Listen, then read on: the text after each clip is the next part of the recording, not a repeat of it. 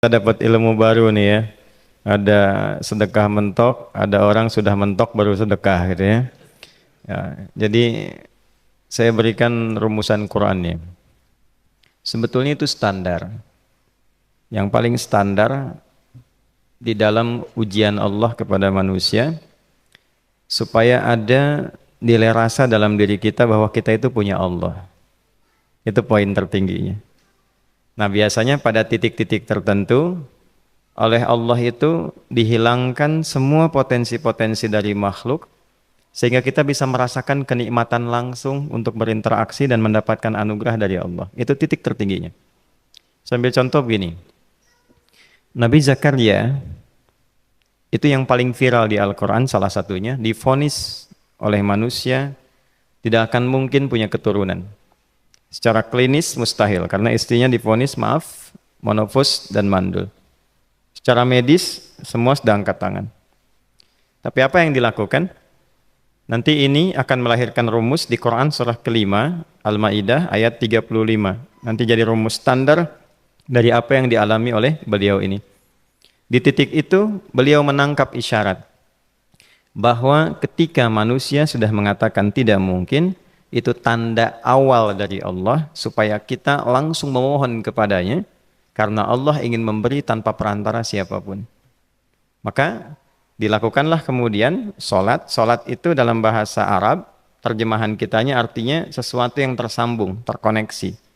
Karena itu saat kita sedang solat, kita sedang menyambungkan diri kepada Allah. Anta'budallaha ka'annaka tarah. Kata Mas Ihsan tadi. Kita menyembah Allah dan kita merasa diawasi, dinilai oleh Allah. Maka dalam solat itu beliau meminta. Ya, permintaannya viral. Qala rabbi habli min ladunka dzurriyyatan thayyibah innaka sami'ud du'a. Bahasa bebasnya begini, ya Allah, semua memvonis aku tidak akan mungkin punya keturunan. Sekarang aku memohon kepadamu saja yang tidak punya batas dalam pemberian. Nah, sebelum ke sedekah dengan harta, Allah mengajarkan dulu sedekahlah dengan tubuh kita. Karena tidak semua orang boleh jadi memiliki harta, tapi semua orang punya potensi untuk menggerakkan tenaganya untuk meminta. Oleh karena itu diletakkan sebelum harta itu solat. Kenapa rukun Islam yang kedua solat, selanjutnya zakat? Karena tidak semua orang bisa mengeluarkan harta. Kalau tidak ada satu pun mentok di harta, maka gunakan tubuh kita untuk menunaikan solat. Itu rumus Nabi Zakaria. Maka beliau tunaikan di mihrabnya Maryam, minta ke Allah. Rumus kedua, sebut nama Allah, Asmaul Husna, sesuai kebutuhan kita. Jadi nggak harus 99. Misal, ini mau menuntut ilmu, sekolah, sebut ya Allah ya Alim, pemilik ilmu. Ada persoalan rizki yang ingin kita dapatkan, ya Allah ya Razak. Ada proyek, ada kegiatan yang kira-kira tantangannya tidak mudah, ya Allah ya Al-Fattah. Ini beliau minta karena divonis tidak mungkin, maka meminta kepada Allah dengan nama pemberian tanpa batas, namanya Wahhab. Disingkatnya Hab. Rabbi habli, ya Allah yang tak punya batas dalam pemberian, mereka memvonis aku punya batasan, maka mohon anugerahkan darimu saja. Jika padamu belum sempat juga terkabul, maka mohon tunjukkan kepadaku dengan cara apa lagi aku mesti meminta. Maka dalam situasi mentok itulah kemudian turun langsung jawaban. Fanadathul malaikatu wa huwa qa'imun yusalli fil mihrab annallaha yubashshiruka bi Yahya. Tolong garis bawah ini. Orang-orang yang langsung memiliki kesadaran saat di titik paling krusial, terendah, dan kita merasa tidak punya apa-apa, lalu ada kesadaran kita punya Allah dan meminta, itu seketika nggak ada sekat. Langsung dijawab. Seketika. Nah, karena itu biasanya di momen tertentu setiap kita itu pasti mengalami peristiwa itu, apapun bentuknya. Nah itu kalau sudah sampai ke situ itu kode. Jadi di Islam itu nggak ada pesimis, ya tidak ada pesimis, dan jangan pernah melarutkan diri pada sebuah vonis sudah ini nggak mungkin, nggak akan dikabulkan. Nah itu jebakan setan. Karena declare pertama iblis ketika melakukan kesalahan itu kalimatnya jelas. Ana khairum minhu khalaqtani min narin wa khalaqtahu ya min tin. Saya lebih hebat, lebih bagus, Allah nggak mungkin ada ampunan lagi. Jadi diteruskan kesimpulan ini karena nggak mungkin katanya diampuni, ya sudah bermaksiat saja.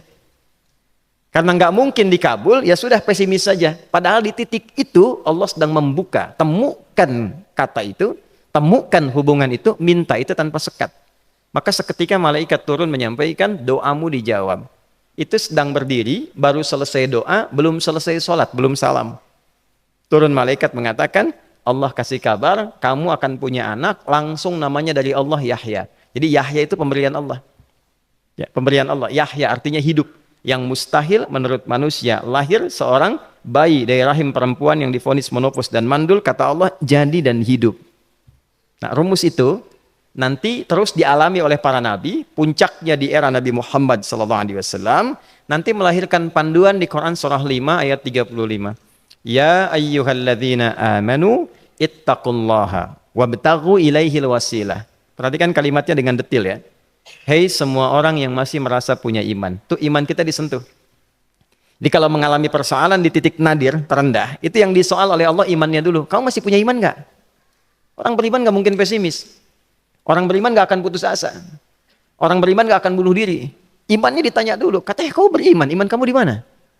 Kalau masih punya iman, kata Allah, ini ujian dari saya supaya kamu nyebut saya. Katanya ingin mendekat, kata Allah kan? Ittaqullah. Nah ini rumusnya. Wabtaghu ilaihil wasilah. Kalau engkau pengen cepat dapat solusi, maka aku berikan perangkat untuk cepat mengabulkan doamu itu. Perangkat itulah disebut dengan takwa. Nah, takwa itu ada urutan 240 kali disebutkan dalam Al-Quran, dibagi pada 3 segmen. Segmen ibadah ritual, segmen ibadah sosial, satu lagi segmen rumah tangga. Ya, karena itu tinggal cari aja di ibadah ritual, misalnya sholat, bangun tahajud malam, minta sama Allah, dekatkan diri kita. Salah satu kasusnya Nabi Zakaria. Ya, itu poin yang pertama. Yang kedua nanti ada maliyah sosial, itu yang tadi dipraktikkan, sedekah dengan harta. Ya, tidak harus banyak, yang penting Allah minta apa, ikhtiarkan, nggak akan dilihat berapapun nilainya. Yang dilihat itu ada nggak kemampuan mengimplementasikan imannya, itu poinnya. Titik itu, ya. Yang ketiga nanti di keluarga. Urutan pertama orang tua.